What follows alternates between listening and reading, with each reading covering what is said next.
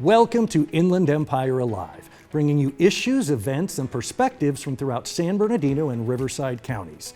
I'm David Brady, and on today's show I'll welcome Shannon Wray to talk about her family's history with Mill Creek Canyon and her book, Pioneers of Mill Creek Canyon. That's today on Inland Empire Alive.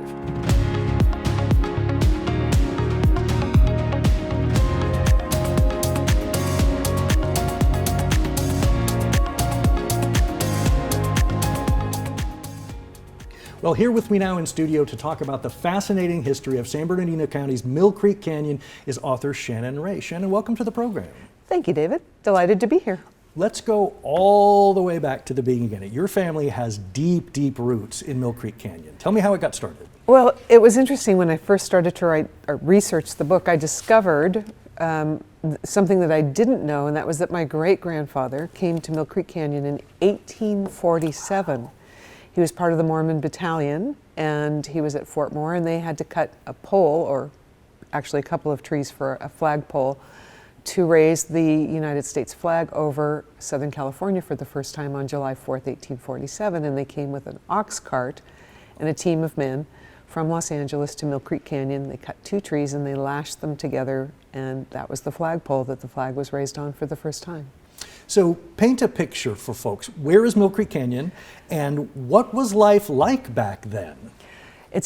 Everybody says, where's Mill Creek Canyon? Well, most people would know it as the place where the communities of Forest Falls and Mountain Home Village are, or Forest Home. A lot of people know where Forest Home is. It's a 12-mile long canyon that goes up from sort of Redlands Mentone area. And it started out really as a kind of not mining, milling place for the Mormons as they were cutting wood for San Bernardino. I actually had letters from a man who was the very first man to run the first mill up in Forest Falls. And he talked about it as being a clean and healthy but very lonely place because it was remote. And his wife actually had the first child in Mill Creek Canyon up there. And she gave birth to a 10-pound baby by the creek by herself in Mill Creek Canyon. So it was pretty rough, and we had some pretty crazy settlers too. And then flash forward a little bit. Tell me about how your history with the canyon began. I would imagine your family didn't occupy the canyon since 1847. No, in fact, we didn't early on in my life have a relationship. I had an uncle who had a summer cabin in Forest Falls, and so I spent my summers there as a kid, and then moved there year-round in 1968, and I went to the two-room stone schoolhouse, Fallsvale School.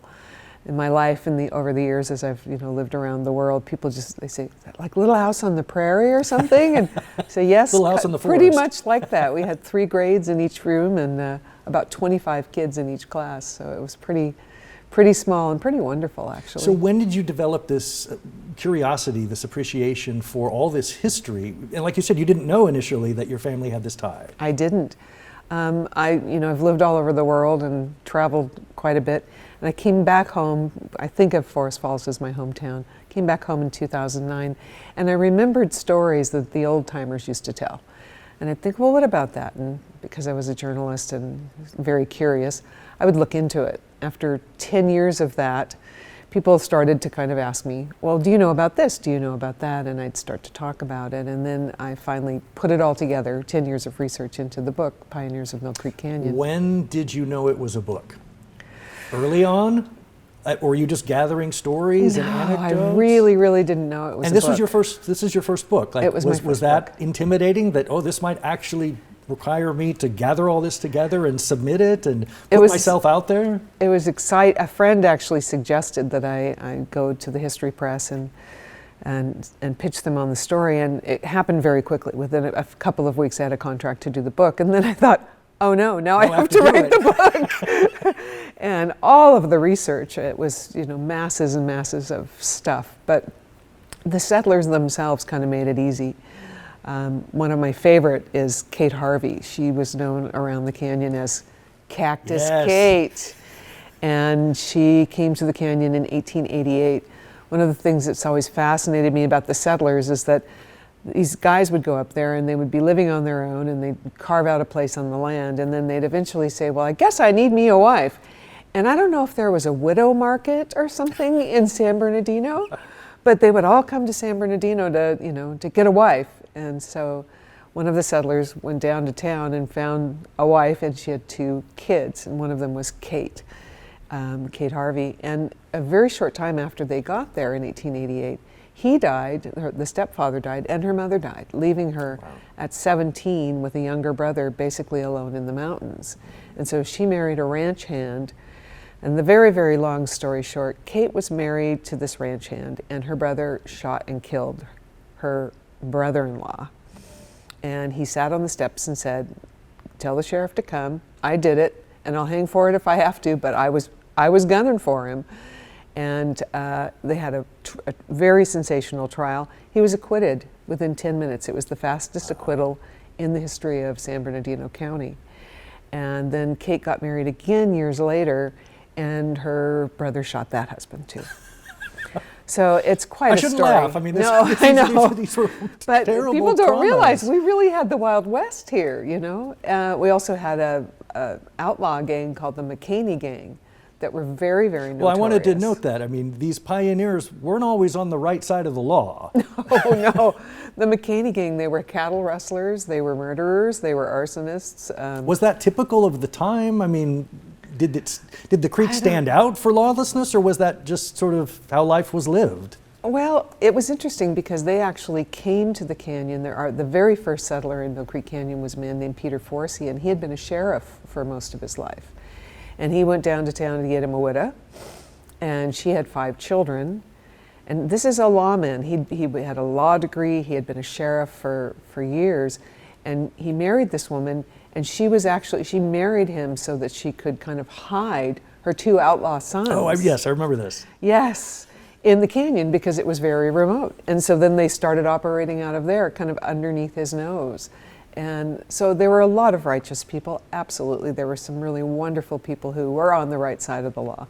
But we did have our rascals too. I mean, it was the Wild West. Anything you've seen in a movie, we basically had it in Mill Creek Canyon at some point. Well, I would say what happens in Mill Creek Canyon stays in Mill Creek Canyon, but unfortunately, it's now here.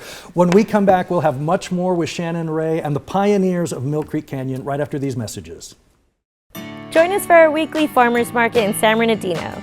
The farmers market is ongoing every Tuesday at Court Street Square, located at 349 Northeast Street from 8 a.m. to 1 p.m. This event features both farmers and hot food vendors. Come purchase fresh produce at the farmers market and enjoy a nutritious lunch for the day. This is a certified farmers market with fresh and quality produce grown by real farmers from the region. For more information, visit our website at sbcity.org/parks. You can also call us at 909-384-5233 or email us at recreation@sbcity.org. See you there.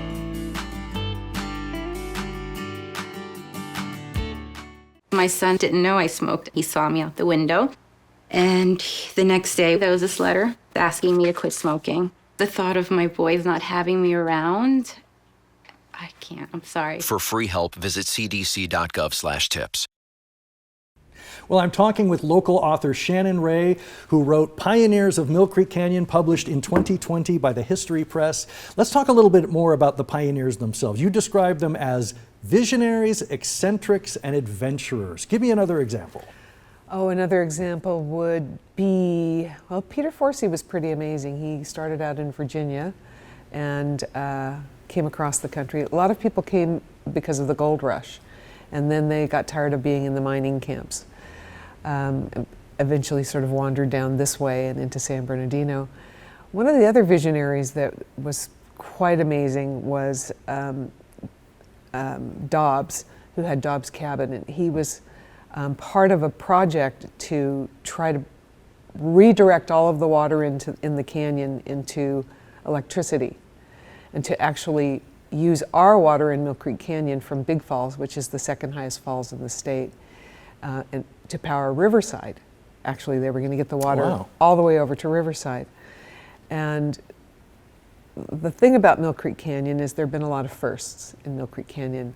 It was the first ship that was actually built of virgin timber on the West Coast, was built out of timber from Mill Creek Canyon. But the biggest thing, the thing that actually changed the world, was that the first transmission of three-phase AC power in the world Saw was that. generated by Mill Creek, and that's powered the world ever since, basically.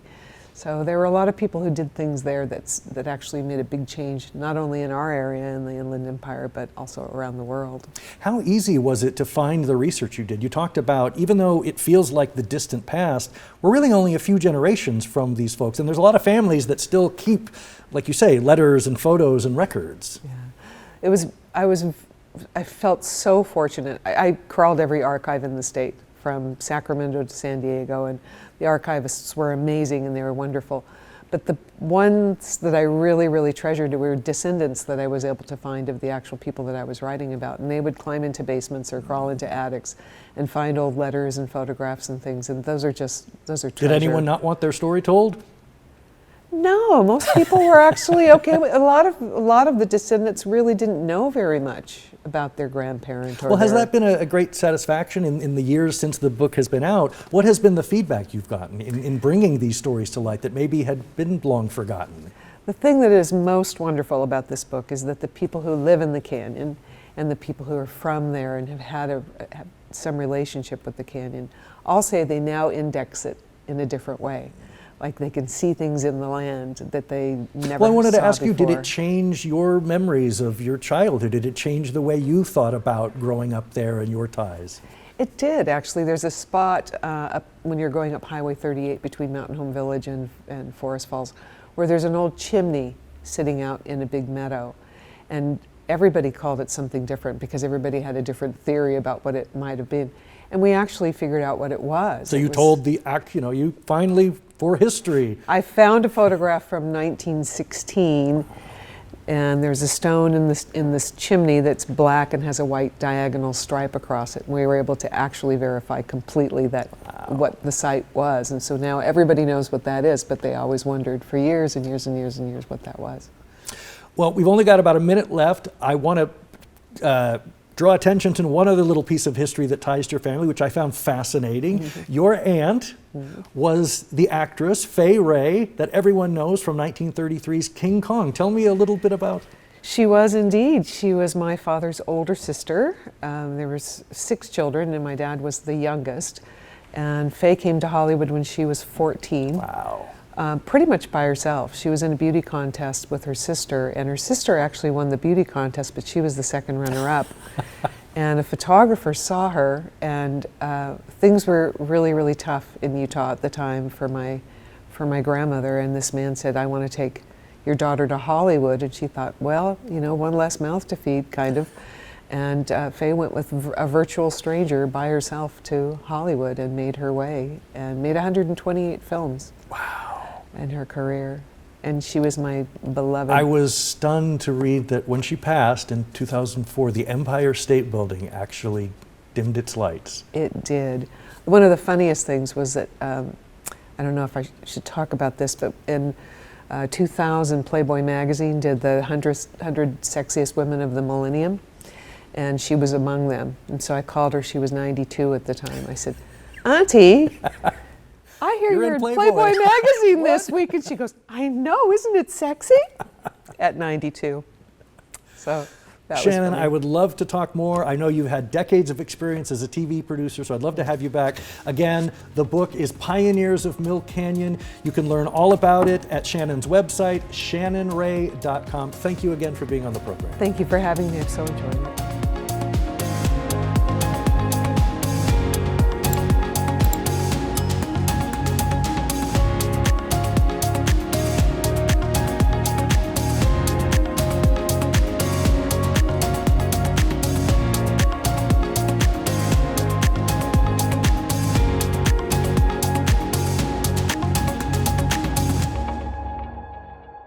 Visit IEAlive.com.